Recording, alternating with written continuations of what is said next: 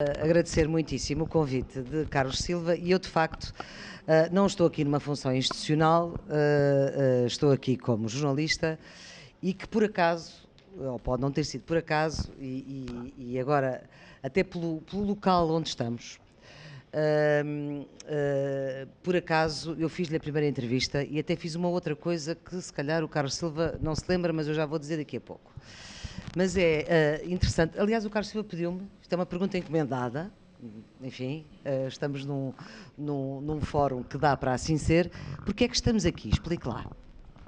Porque este restaurante é de um amigo e camarada, ex-dirigente da UGT. No seu tempo, foi um dos grandes lutadores da nossa central e do nosso país pela erradicação do trabalho infantil, sobretudo no Val do Ave. Teve um grande papel, muito preponderante. Era dirigente sindical dos bancários do Sul e Ilhas. Começou com um guarda-freio da Carris, depois veio para a banca e, em nome dessa amizade, disse-me: se é para apresentares o livro, eu ofereço-te a casa e ainda te ofereço um lanche. Portanto, o Júlio Fernandes, um camarada, amigo, disponível, deixou de ser trabalhador por conta do trem para passar a ser empreendedor e empresário. E o seu trabalho tem tido sucesso. E sempre que há momentos em que nós na UGT gostamos de congeminar, aproveitamos e vimos ao Júlio Fernandes. E, portanto, é também uma homenagem ao Júlio por ser um grande anfitrião, por ser um amigo e por nunca ter perdido a costela sindicalista, porque bem serviu o UGT e bem serviu o país. Muito bem.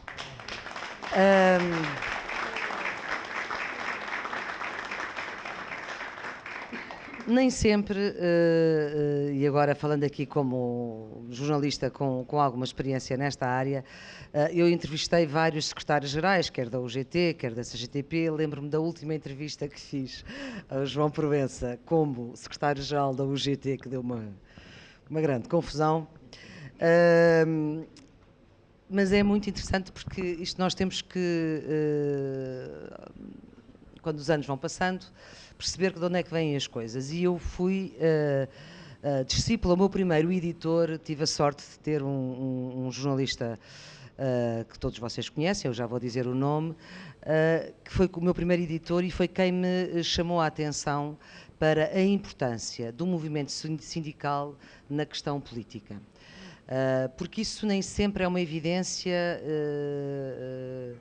nos jornalistas, digamos assim, e sobretudo nos jornalistas políticos, naqueles que fazem política, da necessidade de acompanhar aquilo que se vai passando no movimento sindical e as repercussões que têm, que depois vai ter na vida política, partidária, etc. Bom, e esse jornalista chama-se Carlos Andrade, que foi talvez um dos primeiros jornalistas a notar isto e, portanto, ele trabalhou muito. Lembro-me na TSF, nos primórdios, as eleições do Sindicato dos Bancários de Sul e Ilhas, que na altura ainda Barbosa de Oliveira, se a memória me não falha, e, portanto, era um dos grandes sindicatos da UGT. E no outro dia, isto de facto, o mundo é feito de coincidências, eu estive aqui neste mesmo restaurante a propósito de uma outra celebração, enfim, celebração de uma colega da RTP que ia deixar a empresa e foi aqui. E conheci, ou reencontrei, eu não sabia que conhecia o Júlio Fernandes, porque passaram-se, sei lá, 20 e tal anos, não vale a pena, passaram-se alguns anos, no meio do nosso primeiro encontro até ao último. E então ele tinha uma fotografia, tinha e tem uma fotografia que me mostrou, numas eleições, creio que devem ter sido as eleições de 91, em que na altura eu estava na TSF e Emílio Rangel, imagino eu, terá inventado que ao mesmo tempo que havia eleições havia um enorme debate com toda a gente que naquele momento mexia na sociedade portuguesa e eu era a repórter itinerante, eu já não me lembrava disso, mas deve ter sido assim, era a repórter itinerante desse debate e há uma fotografia em que estamos todos bastante mais jovens, em que o Júlio Fernandes era o convidado da TSF nessa altura, juntamente com um tal Carvalho da Silva, e, portanto, há um microfone TSF apontado a ambos e vocês estariam a dizer coisas absolutamente importantes para aquele momento que não recordamos, não é verdade? Bom, Ora bem, lembra-se porque é que, agora voltemos à nossa pequena história e porque é que eu estou aqui. Eu estou aqui porque fui a primeira jornalista que lhe telefonou a dizer, olha, é secretário-geral ou vai ser, não tenho bem a certeza, já era. E lembra-se porque é que, lembra-se dessa entrevista? Lembro. E então? Pediam-me para eu dizer qual era uma canção para passar no final. Isso eu pedi a todos. Mas eu lembro-me qual era. Que era o filme que tinha sido estreado naquele ano, Os Miseráveis. Tinha uma banda sonora de Vítor Hugo e que... 2013, estávamos em 2013. Exatamente. E que, como lhe disse na altura, indicava o que era o sentir revolucionário dos estudantes de Paris, no sentido da conquista da liberdade e da democracia. Égalité, fraternité e liberté, não é? E, portanto, aquilo dava-me muito gozo, até porque era Vítor Hugo e foi um homem importantíssimo para a democracia. Não é aquele. E, portanto, foi nesse sentido que fez a entrevista a ti. E era no início de 2013. E eu, em setembro anterior, tinha feito uma intervenção em relação às questões, às imposições da Troika. E eu disse, se for eleito secretário-geral, vou pôr o acordo em causa. Porque isto não pode continuar desta forma. E vocês vieram logo todos atrás, o Proença mandou-se ao ar, é natural. E o Dr. Passos Coelho convidou-me para ir a São Bento. Não é segredo para ninguém. Para trocar agora já prescreveu. Para trocar impressões no sentido de perceber se tínhamos ou não tínhamos uma garantia de que a UGT iria honrar o compromisso que assinou em concertação social. E há uma coisa que nós temos que honrar, é que realmente quando temos princípios e valores como a UGT sempre defendeu, que é o princípio do compromisso, independentemente da gravidade e das consequências que daí advieram, eu entendi que devia manter o compromisso. Foi isso que disse ao Dr. Passos Coelho e foi isso que naturalmente transmiti aos meus colegas que tinham, na altura, já me apoiavam, nomeadamente, a tendência sindical socialista da UGT e na altura o presidente da UGT ficou bastante preocupado, o João Medeiros Pires, também falou comigo, disse, vamos manter isto nas calmas, porque há uma coisa que é importante perceber. Também tem-se ganhar espaço, porque há outra central sindical que queria trepar. Ora bem, a propósito dessa central, mas de facto foi por causa disso que eu fiz logo o contacto para falar consigo. Agora há uma coisa que se calhar já não se lembra, é que conheceu Arménio Carlos nos estúdios da Antena 1. Lembro muito bem. Eu fui a primeira vez... Vocês não se conheciam de todo? Não conhecia, não. Continuo a não conhecer. De qualquer forma, ainda tentei... Ora bem, isto foi já agora só para contextualizar para quem não sabe. Portanto, o Carlos Silva é eleito secretário-geral em 21 de abril de 2013 e o 1º de maio é logo a seguir, não é? Quer dizer, logo a seguir. E, portanto, eu convidei os dois, precisamente havia essa sua declaração, e eu convidei os dois para o 1º de maio, foi gravado, obviamente não foi no 1º de maio, foi para o ar no 1º de maio, mas foi gravado para aí 1 ou 2 dias antes, porque vocês no 1º de maio tinham mais que fazer do que estar na rádio de manhã, e é muito interessante, eu não encontrei... enfim, isto deve estar nos arquivos da Antena 1 e da RTP, com certeza. Mas eu, na altura, a equipa de política da Antena 1 tinha um blog que depois deixou de ter, chamado Sem Embargo, e nós punhamos lá as coisas que íamos pondo. E em relação a este debate,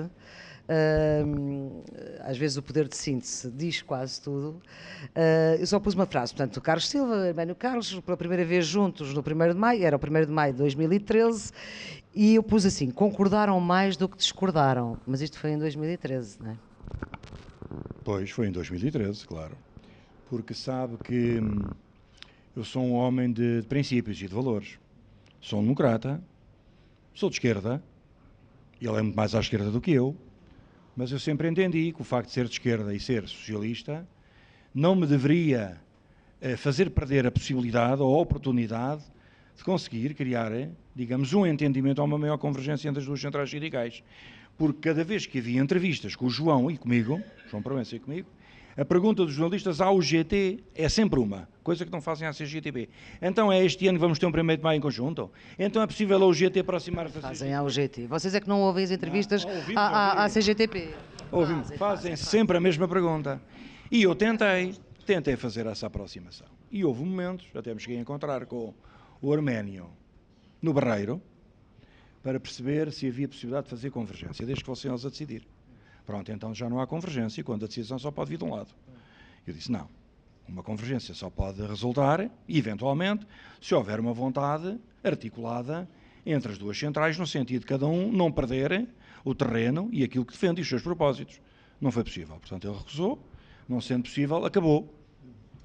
Muito bem. Ora bem, estamos aqui para celebrar e para apresentar este livro. Este livro é um livro que se vê mais, tem vários textos, enfim, de um espectro político muito abrangente, e eu, por todos, vou buscar uma citação do texto do professor Adriano Moreira, são vários e, portanto, não vos ia amassar, mas é uma citação que o professor Adriano Moreira faz do Guy Ryder, que foi diretor-geral da OIT, estávamos em 2012, mas tem atualidade absoluta e por isso pois, mas esta declaração estava ele em 2012, esta declaração é de 2012, que é: o futuro do trabalho decente para todos é possível, mas as sociedades devem fazer com que isso aconteça, esse trabalho decente. E este livro e se olharem para ele com olhos de ver e olharem para os vários pormenores das fotografias, porque as fotografias,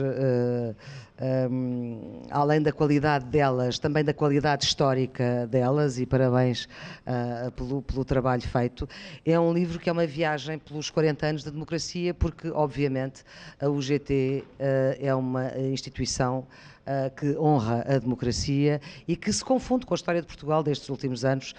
Não estou a dizer nada do outro mundo. Gostava só de dar conta de duas citações. Eu não sabia, Dr. Passos Coelho, não sabia que ia estar aqui, mas de duas citações para se ver...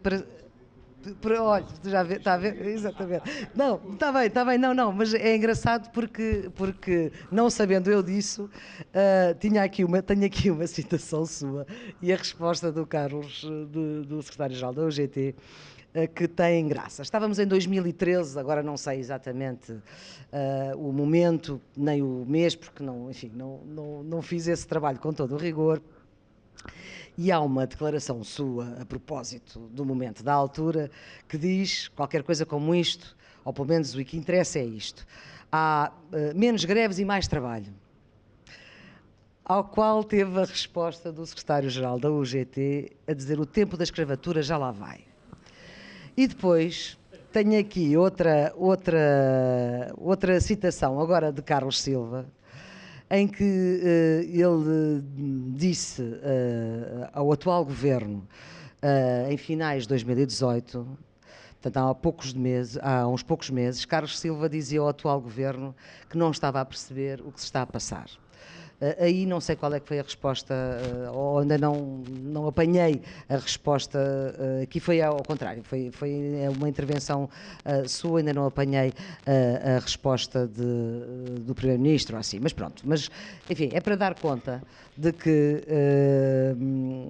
em duas circunstâncias diferentes, com poderes políticos diferentes e com governos diferentes, no fundo a atitude é um bocadinho semelhante. E era isso que... É por isso é que está aqui esta sua citação e a seguinte de Carlos Silva, muito mais recente. E eu queria, mais uma vez, agradecer o convite, a distinção. Ainda bem que fui a primeira a entrevistá-lo para poder estar aqui, porque este livro é um pedaço dos nossos 40 anos de democracia. E o sindicalismo responsável, como todo ele deve ser, é essencial para a democracia.